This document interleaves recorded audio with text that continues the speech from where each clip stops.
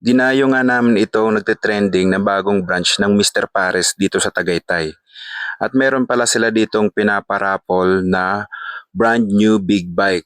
So pag umorder ka dito sa Mr. Pares ay bibigyan kanila ng mga ilang raffle entries depende sa iyong order. Umorder na nga agad kami ng lechon kawale with chicharon bulaklak pares. Nagkakahalaga ito ng 130 per order. Meron na nga pala itong kasamang isang itlog at isang soft drinks per order. Unlimited sabaw na siya at unlimited rice na rin.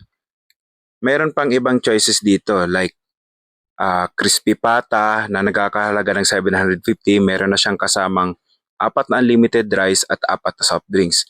Meron din ditong crispy ulo na nagkakahalaga ng 950 at meron na siyang kasamang limang unli rice at limang soft drinks. Unli sabaw na rin siya. Bawat mesa ay kompleto na rin ng mga condiments. Merong chili oil, soy sauce, garlic, suka na sausawan ng mga lechon kawali at kung ano-ano pa. In fairness, masarap din talaga ang Pares dito sa Mr. Pares. Kung i-rate ko nga siya ay nasa 8 out of 10.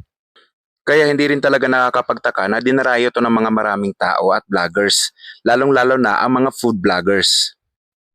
Sobrang sikat talaga tong Mr. Pares. Kaya parami ng parami na rin talaga ang kanyang branch. Medyo bago nga lang tong branch dito sa Tagaytay, pero sobrang dami na rin talaga ng dumarayo rito. By the way, meron din pala sila ditong binibentang dessert, like mango sago at buko pandan sago. Sa sobrang salap nga ng pares nila dito, grabe na parami yata ako ng kanin. Kaya siguradong babalikan namin to next time. Tatry namin ang crispy pata o ang crispy ulo. Kaya sa mga karabas dyan na nakakapanood nitong ating video at hindi pa kayo nakafollow, mag-follow na kayo para updated kayo sa susunod nating rabas. So paano mga karabas? Till next vlog ulit, ingat tayong lahat. Adios!